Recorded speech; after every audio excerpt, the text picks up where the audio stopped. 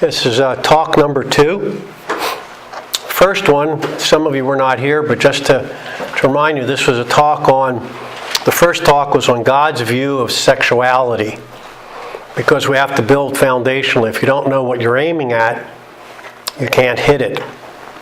So we talked about sexuality from God's point of view. The third talk, Lord willing, will talk about how to live sexually pure in a sexually perverse age. But this is the second talk, and you are in a life and death battle. Your number one enemy is yourself. There's the famous Pogo cartoon. We have met the enemy, and the enemy is us. Okay? Your biggest problem in terms of keeping pure will be your own perversity, your own, your own sin. James 4, 1 Peter 4, but particularly 1 Peter 2:11. The desires within you that wage warfare against your very soul. Your second enemy is the world. These are the classic enemies. The world, people who do not think like Christ, who do not think biblically. They're all around us in terms of relatives, friends, people at work. Certainly the news media and movies and theater, TV, internet, it's there. The world tries to squeeze you into its shape. It doesn't like you or me because we are in Christ squeaky clean, and we are an offense to the world.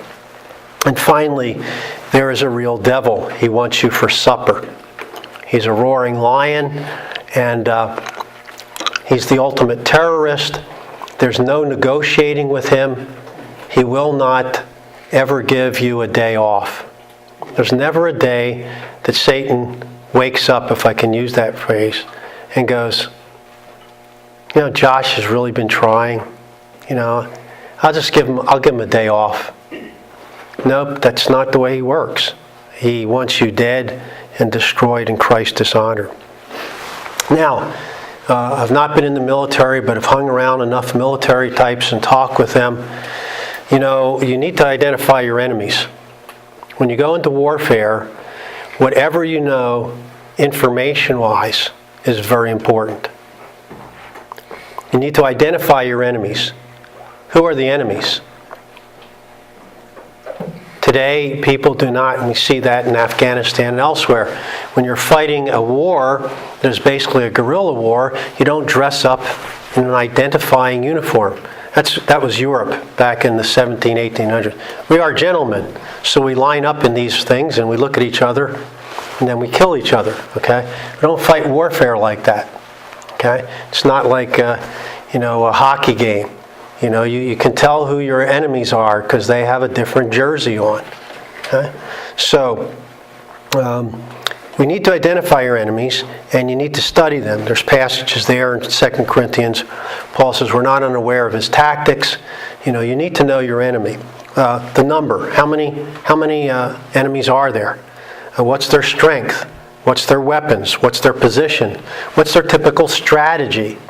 Now think about your sins that you struggle with. There's a typical strategy, isn't there? Satan usually will attack you when you're tired, or when you're in a certain situation, or for some of us it's certain places that you go. Brings back memories of places that you've been in the past. Okay? So there's a typical strategy and tactics that Satan will use. Your mind and heart. Okay, what goes on in the heart of your enemy? So you need to know these things. And then thirdly, you need to be constantly battle ready. I believe most of us lose heart and lose the war against our own sin because we act like civilians instead of military people. And you know that. When you are under contract, when you are in the military, You have certain duties. There's a certain lifestyle. There's a certain mindset.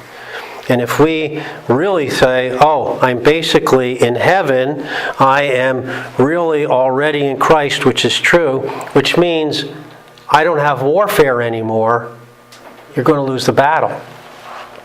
Because God in His wisdom, infinite wisdom, I have confessed I've sinfully struggled with this. God, why did you leave us sinners? God could have sanctified us perfectly, couldn't He? Jesus was. He had a body made in the likeness of sinful flesh. It could get weak, it could get sick, it needed sleep, it could die. But His spirit was untainted by sin. God could have perfected us. Remember, when we die, the minute we die, we'll be where? To be absent from the body is to be present with the Lord, okay? And will you be perfect? Yes.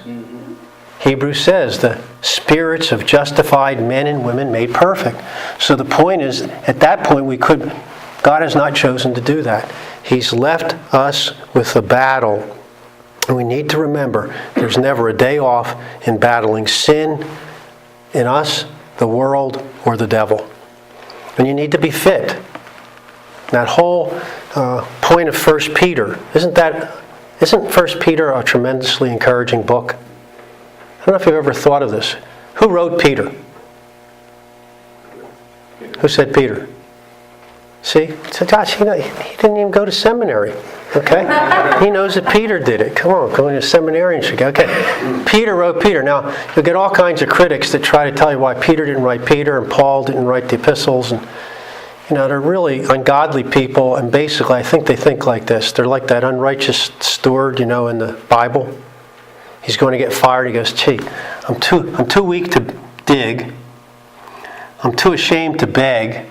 So I know what I'll do. And then he finagles the accounts, And that's why I think most New Testament scholars that don't believe, well, I'm too weak to dig, and I'm too proud to do some real work, so I still have to remain a New Testament scholar and come up with some stupid reason why Peter didn't write the book of Peter. Anyway, I digress. I'm not at seminary, okay? That's a problem when you have seminarians here, okay? Anyway, Peter writes Peter, and what do you know about Peter? What's he like? Screwed up a lot.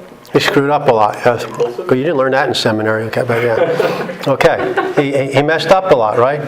And what's the theme of 1 Peter? Okay, you went to seminary. You can answer. Okay. What's 1 Peter?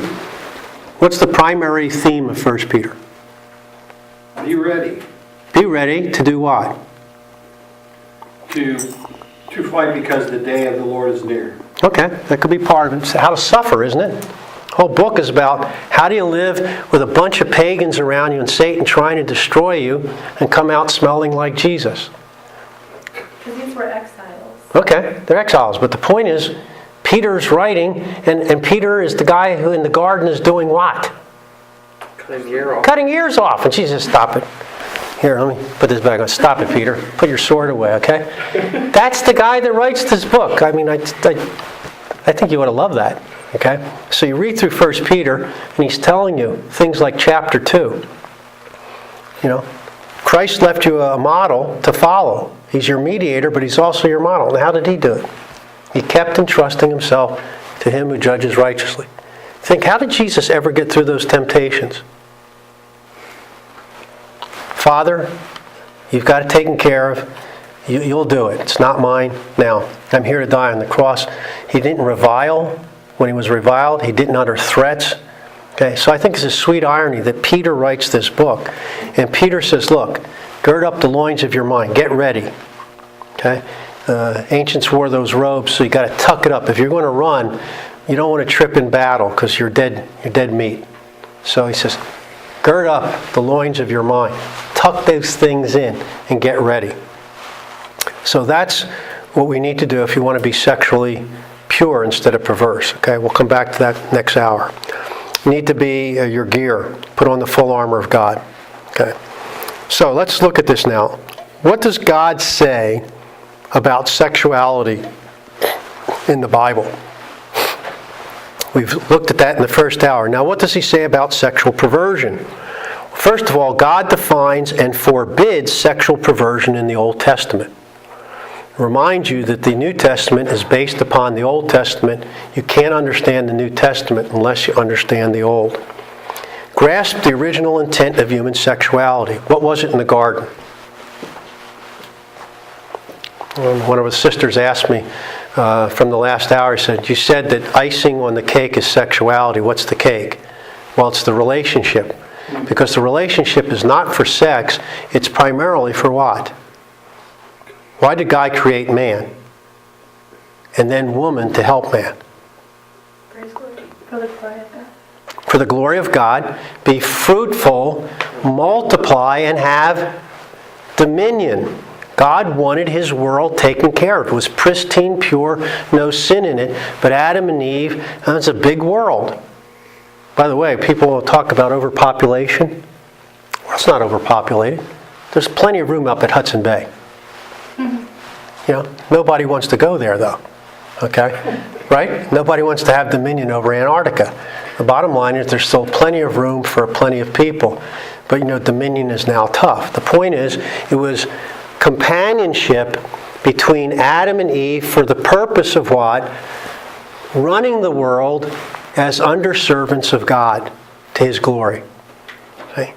So, again, that's the original purpose of sexuality, to serve that whole dominion and living as God's prophet, priest, and king in the world. Okay? It's a service to God, service to other people. It's not self-centered. I mean, just to read that. Sexual perversion comes primarily from sin and self-centeredness. Where I live for me, I live for my fantasies and for my pleasures, and not for God and other people. That's the core of it, if you really want to sum it up. Grasp man's sinful perversion of God's good gift. And I'm just going to go through and survey. Some of this, of course, is just by the text telling us that this was wicked, and it's not in the law itself where there's a prohibition. But you can see from the text that God doesn't approve of this. Genesis 4. Let's just run through them. Lamech's polygamy. One man, one woman for life. That was God's original design. So what's man come up with? I want a couple of them.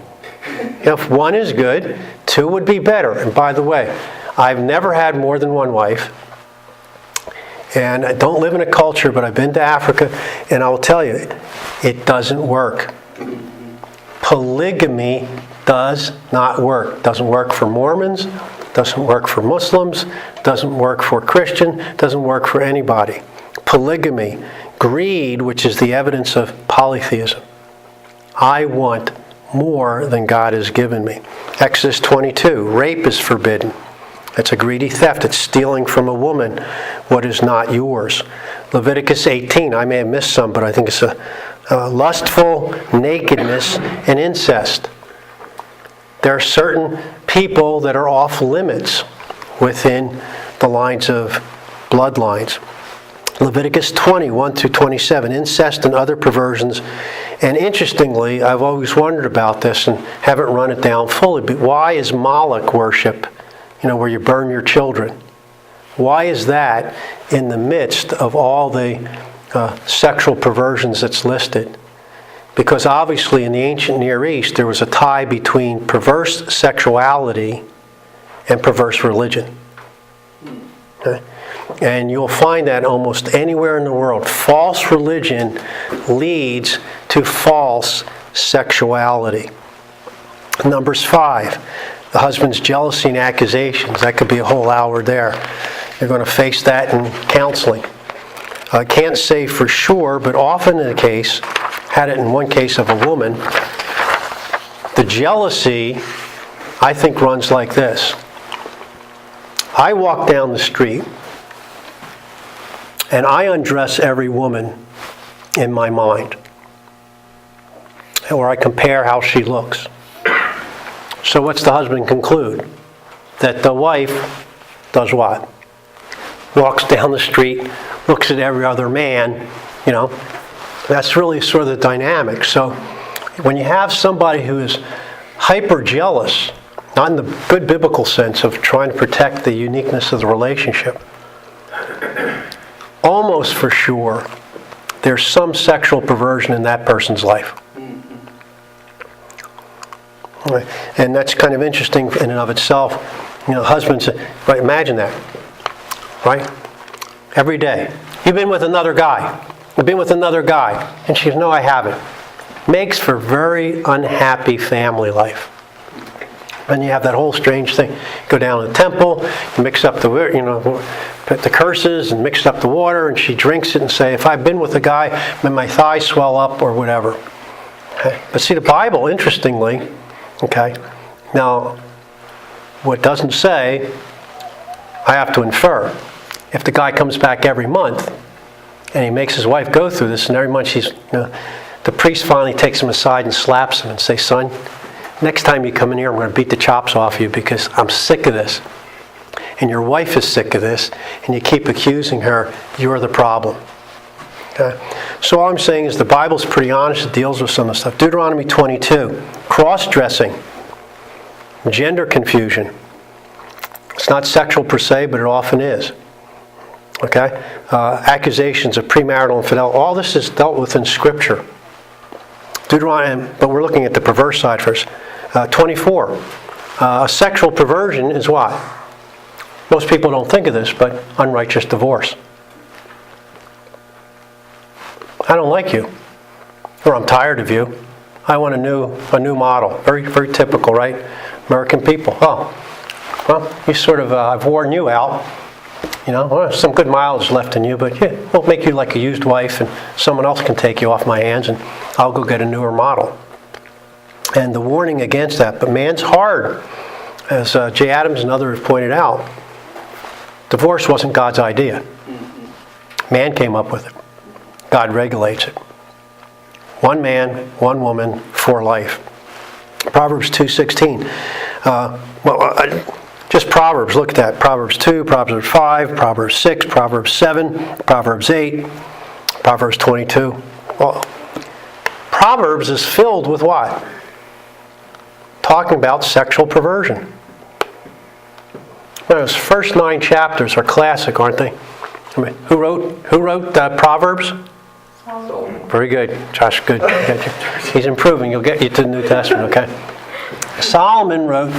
Okay. Again, critics don't believe that, but Song of Solomon is written by Solomon, and so is Proverbs. But in there, you have all these classic passages.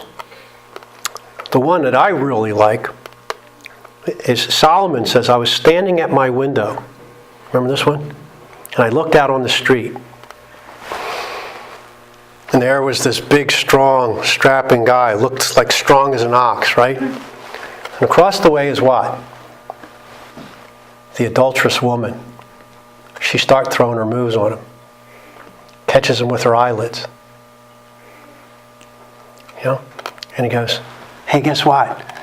My husband's away on a long journey. Got these satin sheets, all this stuff. Guess what?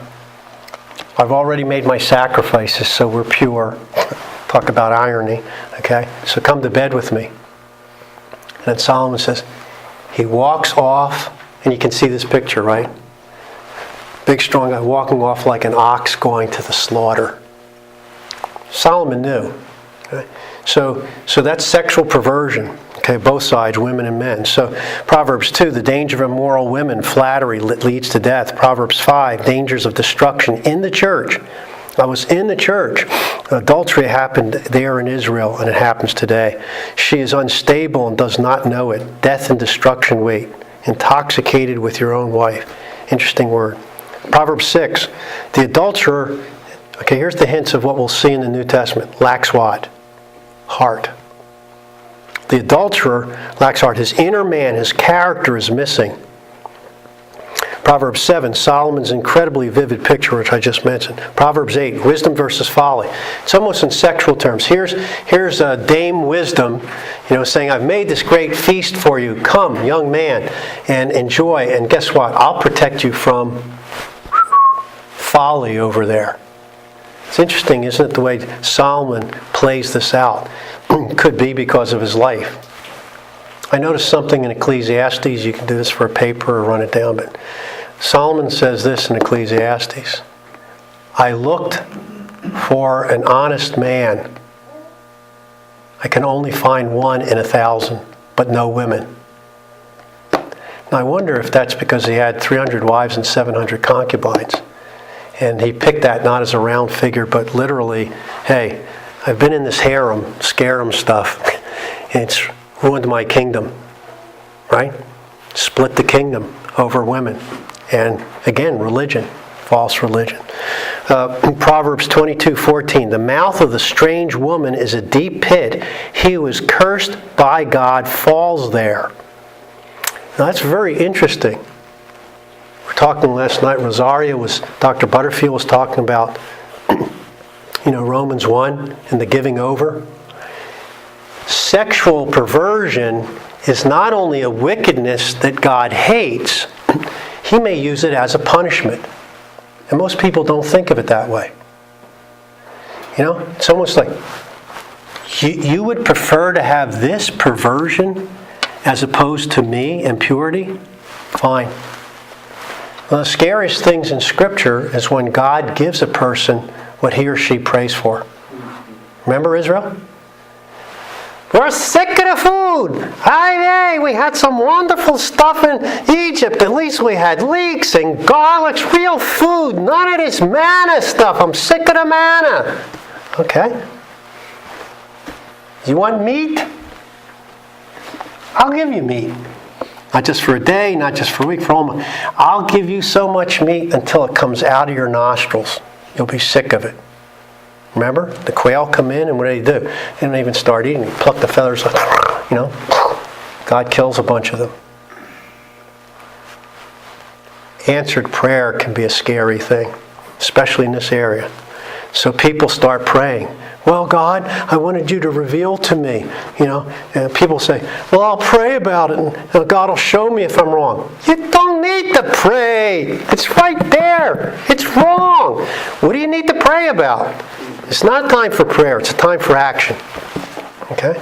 So we learn that God actually gives people over to sexual perversion as a punishment for their sin, because they'd rather have the creature rather than the Creator. Proverbs 23, adulteress is a pit. She increases the treacherous among men. And boy, oh boy, isn't that true. My wife is a wonderful gal. Most of you met her. Some of you know her. Sweet and has a lot of insight at times. And back during the Clinton days, she just said something simple and profound. If he can't be faithful to his wife, he can't be faithful to the country. Right? When you think about it, if you pulled what he pulled in the White House, right, in the Oval Office, if you did that, you'd get fired from work. Not just because it's immoral, but what? You're doing it on company time. Right? And if you mess with that, I can't trust you with the economy.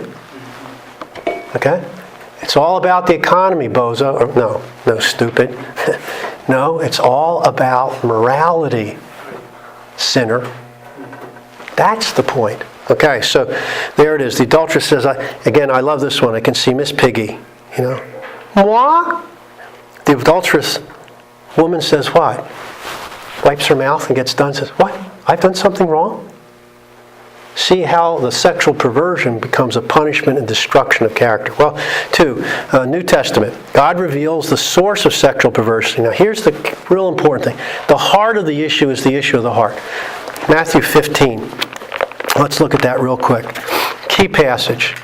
Jesus Christ is talking about, in this case, it's all the ceremonial stuff of washing when you come from the marketplace and everything else, and the disciples don't get it. They're in that whole discussion. Why do you guys do this? And Jesus is going, you just don't get it. It's not about food. What makes a person impure? Okay, so that's the discussion, and it's the area. So in verses 18 through 20, he says, okay, let me explain the parable to us. Peter says, verse 15. And Jesus said, are you still without understanding? Do you not see that whatever goes into the mouth passes into the stomach and is expelled? Goes, what comes out of the mouth proceeds from the heart. This defiles a person. For out of the heart come what? Evil thoughts, murder, adultery, sexual immorality, theft, false witness, slander. These are what defile a person. But to eat with unwashed hands does not defile anyone. The takeaway for us is what? When you're dealing with sexual perversion, you're dealing with a heart issue. Not just a body issue. It's an inner man issue, not an outer man issue. It does affect that. Sexually transmitted disease, AIDS, is a physical thing. But you can get AIDS when you're not sinning. I know someone, not personally, but when I was in San Diego years ago, there was a Youth for Christ guy who died of AIDS because he had a tainted blood transfusion. He contracted AIDS from the blood transfusion, he died. His outer man was destroyed, but it wasn't an inner man issue. So you have to understand the sexual perversion of whatever sort, it starts in the heart. Okay? So sexual perversion, B, is the working out of the heart's perverse desires. Okay, in that classic passage, let's turn over to Romans 1. Now all this is important if you're counseling people, not just to have a Bible study, you have to help them to break with the sexual perversion, but they have to understand where it comes from. And this is the passage that Rosaria read last night, and Paul wrote so many years ago. And this is a classic passage that the God of sex that Peter Jones deals with in terms of this moral connection. Verse 24, therefore God gave them up in lust of their mind to hearts to impurity. Now where does that come from? Well, look at verse 23. They exchanged the glory of the immortal God for images resembling mortal man, birds, animals, and reptiles. So when you don't worship the true and living God, what happens? There's a degenerating process within the heart of a human being. For this reason, God gave them up to dishonorable passions, for their women exchanged natural relations for those that are contrary to nature, and the men likewise gave up natural relations with women and were consumed with passion for one another, men committing shameless acts with men and receiving in themselves the due penalty for their error. So it's not just homosexuality, it's any perverse sexuality is what? When I will not worship the true, living, triune God, I worship something in creation, and there's a cyclical effect. God says, okay, you don't want the knowledge of me? There's a price to pay. Not only will you not know me and become darkened in your heart and understanding, callous to me, Ephesians 4, but you will what? You will live for sensuality. Okay? Then that ought to be a secret to show you whatever the sexual perversion is, people are living sensuously for their smell, sight, sound, taste, feel. Okay? To live as if there is no living transcendent God. To live literally as an animal. By your senses as opposed to what? Faith in Him who is unseen. Romans 13, it's a lack of love, deeds of darkness. 1 Corinthians 5, 7, go through that whole passage. 5, on incest. Goes into 6. After the such were some of you, then he talks about, well, such were some of you. Well, how in the world can you go down to temple prostitutes anymore? Your body belongs to Christ, not just your spirit. You belong to Him, both body and spirit. So, that's perverseness. 1 Corinthians 10, 1 through 14, close ties of sexual perversity with idolatry and grumbling. They're not the same thing. But remember, he talks about Israel to the Corinthians. He said, look, don't be like Israel. They all drank of the spiritual rock, which was Christ. They all were baptized into Moses through the sea and through the cloud. And guess what? God wasn't pleased with them. And most of them died in the wilderness, right? Why? Grumbling and complaining, sexual immorality, and idolatry. Some of them got up to sing and dance and to play. So we see there's often, again, this heart or spiritual issue. 2 Corinthians 7:1. Let's look at that. That's a key passage. The cure for this, as we'll talk in the next hour, is what? Purity in body and spirit. And here, this is a key, diagnostically, as it is directionally to change. Since we have these promises, beloved, let us cleanse ourselves from every defilement of flesh and spirit, or body and spirit, bringing holiness to completion in the fear of God. So, outer and inner man. 2 Corinthians 12, it ties to sensuality and impurity. Galatians 5, we won't look at that, you know it well, but what? The fruit of the Spirit versus the deeds of the flesh. You ever wonder why people who get involved in sexual morality are often doing drugs?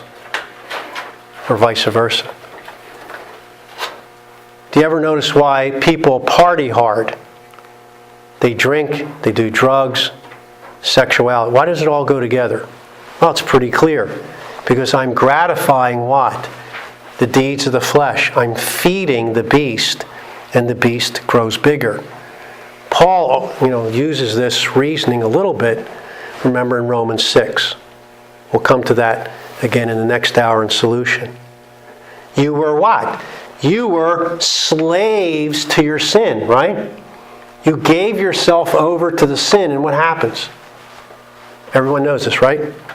Whether it's alcohol, drugs, overeating, sex, whatever it is. When you feed it, what happens? It grows. You see? Nobody gets up. We're talking about sexual perversion, so I'll try to do it in a gentle way, but nobody gets up one day and decides they're going to have sex with their kid. There's a progression. They fed the beast. No, and if anyone tells you that, oh, I don't know what came over me, they're lying through their teeth. Nobody, and this, I've never met anyone like this, but there are people who I've heard of, cases, who dig up dead bodies to have sex. Now, you cannot tell me someone gets up one day and goes, oh, I've never tried that. I think what I'm going to do is get up today and I'm going to go find a dead body. And where does it come from? A constant, hardening. Again, let me explain that. Let's go back to Ephesians chapter 4. Here's the process, because I think this is important. And if you're talking to somebody who's caught in perversion, whether it's child molest or bestiality or anything, this is the only possible way they can understand to get out of it. Ephesians 4, 17 through 24. We'll talk more about this when we get to the solutions. Now this I say and testify in the Lord, that you must no longer walk as the Gentiles do in the futility of their minds. They are darkened in their understanding, so they don't understand. The light of the truth is not there.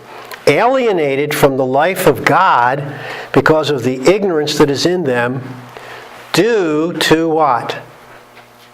The hardness of heart.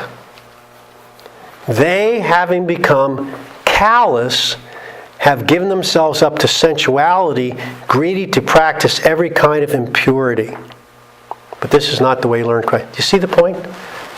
You all know what a callous is, right? That's the illustration Paul's using. The human heart, the inner person, who is ignorant of who God is and doesn't participate with God, becomes what? Callous. There's a process of a hardening and a callousing of that inner sensitivity where the person no longer can sense the reality of God and what's going on. And if you ever work with anybody, name the sin: drugs, alcohol, sex, binging and purging, cutting, whatever it is, what happens? That person, and if you've gone through that yourself, I don't sense God. I'm all alone. And it's as if, somehow there's been an encapsulation of the room that you're in, and you don't exist in God's universe, and He's really not there. So what? The callous makes you insensitive to the rubbing, so you can do what? And the callousing of the heart makes you insensitive to God, so you can do more and more sin. See the point? That's the progression of perversity. Okay? It's important for you to know that because people will either lie to themselves or lie to you and not realize that this is what happens. Ephesians 5:3 through 14. This really puts idolatry and covetousness and sexual immorality all in close proximity. And think about it. How is covetousness idolatry? Which means the 10th commandment is tied to the 2nd commandment and 1st commandment. Love of the creature more than the Creator. Covetousness is what? Discontent. I've talked with people, brothers in Africa. This is tribally cultural. If your wife disses you, what do? You go get another wife. That'll show her. My first experience with my wife and I counseled when we were in Uganda. And I told the guy, I'm sorry, I know I'm white from America and this is insensitive, but man, this is dumb. I know that this is what your tribe does. When your wife disrespects you, you go get another wife. I said, the presenting problem was my first wife was upset when I got my second wife and she left. And you don't understand? I said, did you even tell her you were getting another wife? No. Did you ask her? No. I said, chitty-ching. I didn't say chitty-ching, you didn't know that. But then, here's the second one. Second wife wants to leave too. He's mad at her. Why? Well, because she doesn't want to have any children with me, which is a sign of disrespect. Understand that? But guess what? What? You have 19!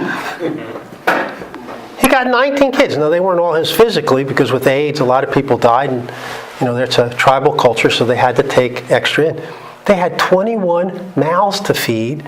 They could hardly feed 21. I said, did you ever think that maybe she doesn't want to have another kid because she doesn't know if you're going to be able to feed him? See, here's a cultural and personal insensitivity, to how women work, etc. We'll talk about that, especially this afternoon in the one on sexuality. But so this is part of the dynamic of perversion. See, I want to do this because I want you to be not just able to say, look, this is wrong, that's wrong, don't do it. Because if you don't know the heart issues behind it, you're not really going to be able to change people. So let's go through the rest of these real quickly. Colossians 3:5, ties between immorality and purity, passions, evil desires. Greed equals idolatry. 1 Thessalonians 4, abstaining from immorality, controlling your body, spiritual gymnastics.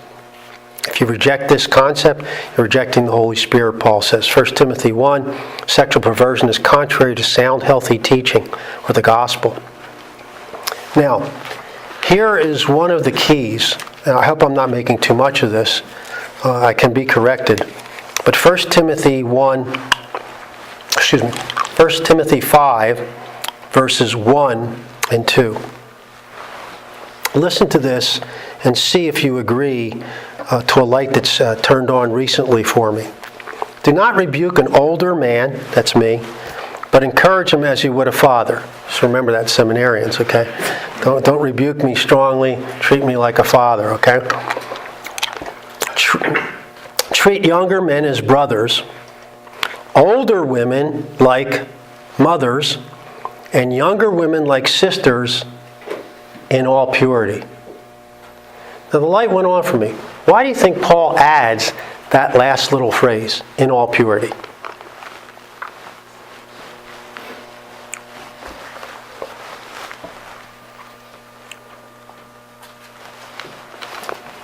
Haven't thought about it. How many have thought about this phrase? Okay, you two have. The rest of them shouldn't be off the hook because it's in the Bible, but that's okay. What have you come up with your idea in all purity? I thought about that with, there's a lot of different ways our relationships with our mothers or fathers, brothers or sisters may be tainted. Or there may be different experiences that we have that actually impact our relationship with them. But in all purity is going back to the way that God would intend for us to have those relationships. Okay. That it would go back. Okay, so the idea that she's saying is that it's going back to the way God intended. I think you're right on that, but I have a little bit different take. It's not different, but Well, I thought of the statement as it relates to the fact that, you're not, most normal people, even with those that are perverse, will not think of their sister in that way. Right. Maybe it's because he's a guy. I think he's got it right. Maybe okay. So I think that's the point. What do you do with your sister? Now, yeah, there is incest, but it's not common, okay? What do you do to your sister? You protect her. Yeah, that you do that too. You protect her, but what else do you do? You don't think of her for sex. That's exactly right. She's your sister. You poke her in the phone, and you trip her, you wrestle with her, you treat her like a human being, right? Because she's not a sexual object. That's the whole point. I think that's simply what Paul's saying. In all pure, yeah, there is incest, but yeah, and we did have 1 Corinthians 5, the guy with his mother or stepmother. That does happen, but normally it's, yeah, that's my sister. Okay? And so when your sister starts acting like a whore, what do? You go up and say, knock it off, get dressed, and if somebody hits on her, you go after the guy because she's family. That's so simple yet profound for sexual perversion. When you treat people like animals or like sex objects, you don't protect them as the image bearer of God. You don't love them and do what you need to do for that person. Okay? See the point? I think that's key in this. Okay, right on again. Hebrews 12, spiritual perversion can have ties with bitterness and godlessness. Esau. Oh yeah? I'm going to go marry more pagan wives because it really ticks mom and dad off. Okay? So again, sexual perversion can be tied to other things. I know of a case I can tell you it was an elder's wife, my first congregation. She has since repented. It was the whole thing is amazing. But she was bitter. Her mom had a problem with bitterness. I won't get into that. She had a problem with bitterness. She got bitter against her husband. So she decided, how can I hurt him? Adultery. Oh, not only adultery, I'll pick an ethnic, that he doesn't like. So she had sex with a migrant field worker just to grind her husband. See, so again, sexual perversion, be careful, can start from sources other than sexual sin. It can be tied to other things as well. So Hebrews 13:4, marriage is to be undefiled, judgment on sexual perversion. James 4, spiritual adultery and pride, coveting and quarrel, sleeping with the enemy. I think again, it's important for us to see there's possible ties there of spiritual adultery and physical adultery. 1 Peter 2, 11, 12, fleshly desires that war against your soul.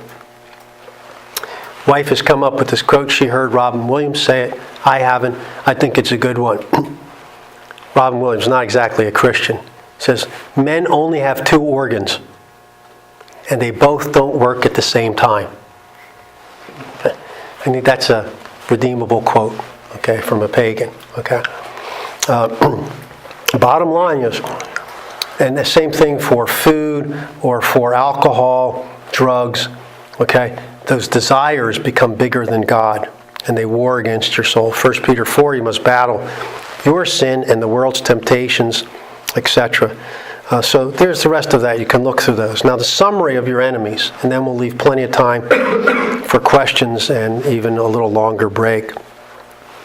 Your own flesh. Know yourself. Self-worship rather than worship of God. The garden still impacts us. Love of the creature more than the Creator, the second commandment. Immorality versus purity, the seventh commandment. Covetousness versus contentedness. I don't like you. You're not satisfying, so I'll go get more wives. Or in this culture, you drop wives and get multiple marriages. Violations of the others, bitterness versus peacemaking, sixth commandment, rebelling against and ignoring parental guidance, sweet submission. So all these commandments can be involved in sexual perversion, where it's not just the perversion itself, whatever it is, but tied to these other heart issues. And if you're going to be a good counselor or just a good Christian, you need to know that. So know your own heart and the hearts of other people. What triggers this? Okay.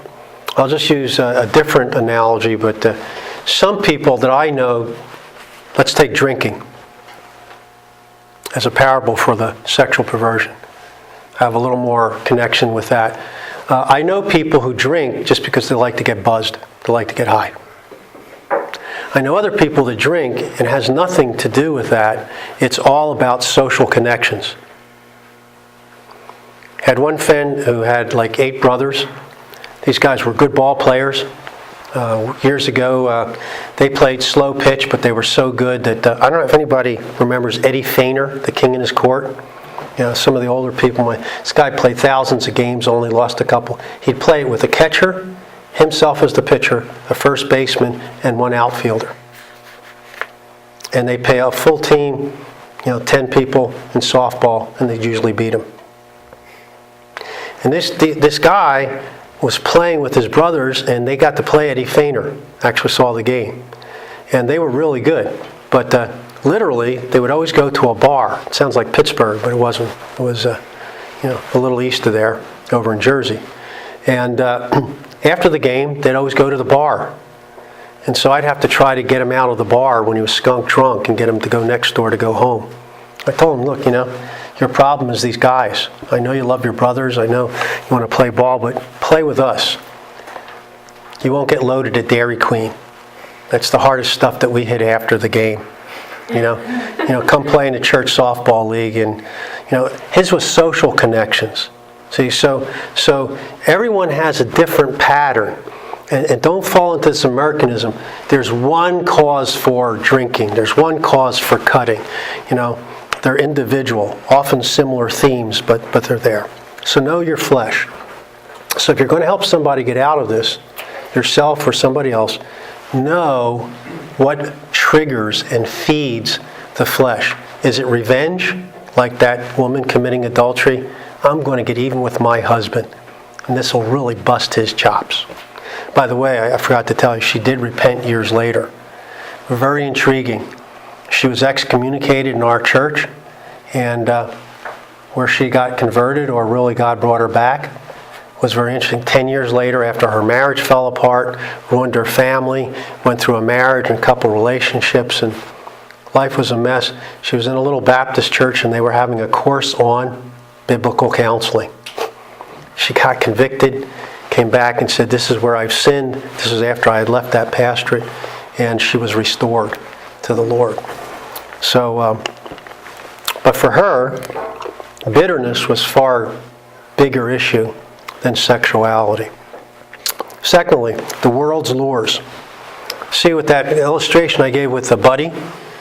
It's his family. These are his blood brothers and his brothers in arms in softball league.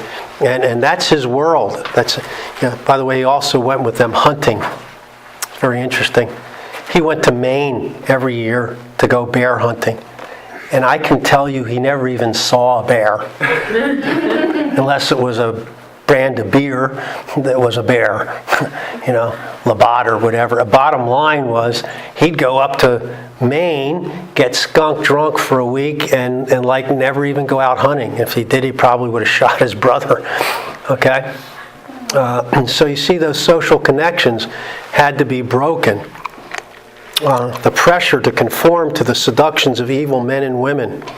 Are you pressed into telling or listening to dirty jokes around the water cooler, or over the internet?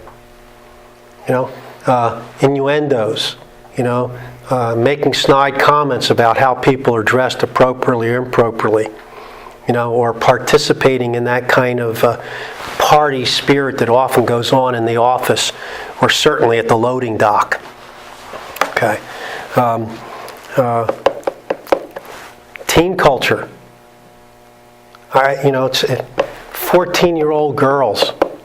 I've had parents come in, 14-year-old girl going to a Christian school who is sexting.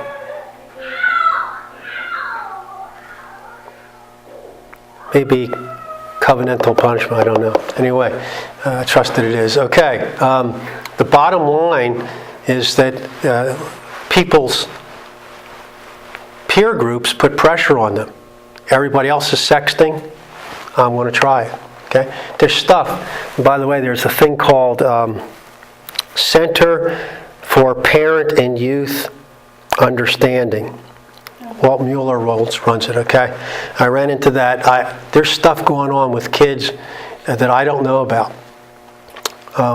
Bruce Ray, who's a Reformed Baptist pastor out in Kirkland, Washington, chaplain of 30-some years with the police force and fire, has to even talk to police at times. Come in, here's a kid hung, dead, up in the air, hung himself. He's naked, and there's pornography on the ground. Is this a suicide? What is it? It's a failed attempt at scarfing. Okay? And kids today will choke themselves, because you cut off the oxygen, and then all of a sudden you sort of get a buzz, when the oxygen comes back. And the scarfing is when they do it to enhance the orgasm, just to be blunt. And so this kid was trying to scarf, and he blew it, and he killed himself. Now, that's a sexual perversion, obviously. And if you don't know about that, I would have never known about that unless I ran into Bruce Ray, talked with him, and then heard this on read this on Walt Mueller's webpage. So there's some things out there that, not because you want to be sexually perverse, but you don't really want to be a pastor or Christian worker, and somebody comes in and starts talking, you go, huh? That's okay with, say, a medical problem. Nobody expects you to be a medical expert, but you don't want to be there when some kid comes in and does this. So you're living in a perverse age where you got 14-year-old girls in Christian schools sending naked pictures of herself out over the web page. You got kids scarfing. You've got kids doing all kinds of stuff to try this kind of thing. Masturbation, you need to deal with that. Okay? Masturbation's not biblical. Talk about that in the marriage and family course. There's no way biblically that you can justify masturbation unless you take an ethical principle, which is, I think, wrong, which is take the lesser of two evils. Tom will tell you about that. Some chaplains will say Subic Bay doesn't exist anymore, but where's the new Subic Bay? Singapore, okay. Subic Bay used to be where the Navy would stop in the Philippines, and there were a bunch of prostitutes. And so the old talk would be, it's better to masturbate than to go into the prostitutes. Well, no, that's not a legitimate argument. The Bible tells us, no temptation has overtaken us but just as common. God is faithful, He provides a way of escape. So for you to argue, I have to sin, a lesser sin to keep from a greater sin, is not a biblical argument. And masturbation is self-centered. It is not God and other-centered. And by nature of the case, it's not acceptable. And you're going to have to face that with your kids and your youth group. They're just there. Okay?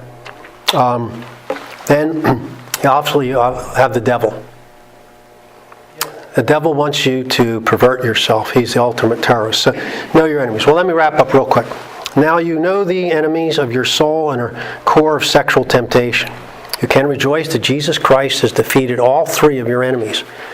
You have been nailed to the cross and no longer live, but He lives in you. Praise God. The world is defeated, and He rules over the battle as king for you, the church. The devil is cast down and no longer can accuse you before God. Just to use the analogy from World War II, D-Day has happened. VE Day is coming. D-Day is when they landed in Normandy. In effect, the war was in effect over at that point. There was a lot of death and carnage before it ended in victory, but the resurrection is D-Day, and victory will come. Now we need to know how to fight, and we'll do that in the next hour. So we've got about 5 minutes before our next hard break here. Thank you for being patient. Questions? We had some good ones in the last hour. Any now? Yes. I wanted to maybe open a can of worms a little bit, I guess. Okay. Seminarian, if I can help myself.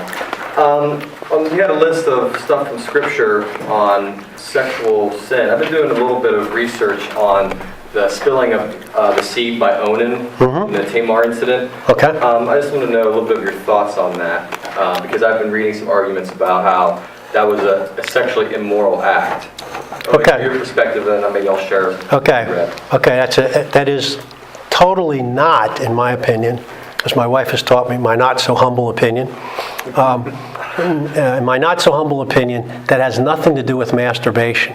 It has everything to do with refusal to raise up seed as the leveret. He refused his duty because the child would be his brother's child. That's why he interrupted. That's what displeased God. Okay? So I think that's the real understanding, packed real down. That's what was going on, and that's what was displeasing to God. He failed to do his God-ordained duty to raise up seed for his brother. Yes? The reason I brought it up is because the legal marriage under the law was not punishable by death, but God punished Onan by death. In the Levite marriages, like if you refused to raise up offspring by your brother, she got to put you before the elders and slap you with a sandal. You were the one that sandaled the man. I read an interesting argument that, okay, well, God is not changing God's laws based on his character. The severity of the punishment would have changed if the actual issue with Onan was the fact that he wasn't raising offspring by his brother. And I read Calvin's commentary on that passage, which was really interesting. And he seems to think that, in fact, he compares it to abortion. He actually argues that, well, it's the same principle. He says that it's prevention of pregnancy and raising up the seed. I just didn't fine. that. Well, we'll leave that for seminary. You can bring that up in the marriage and family course, and you can do your paper on that, okay?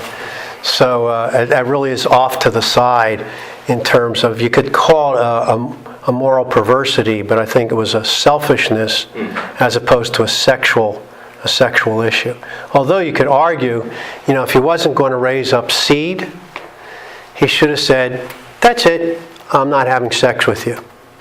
I don't want to raise up a kid, so you could say it was selfish on his part, to try to get some pleasure, and then although you could simply say, charitably, you don't know what's going on inside. You could say, well, he started to do it, he got wet feet, and pulled, whatever. So we don't know for sure why he broke it, but I think the real reason wasn't so much sexual perversion as the rejection of biblically ordained duty. Okay. Anything else in terms of understanding sexual perversion? Now, next hour, hopefully, we'll tie this off by giving you even more details on how to break with sexual immorality and purity, okay? So if you want to say that, I'll give you an extra 3 minutes for your break, okay? So break, and we'll come back at 11:30 if you're coming back, okay?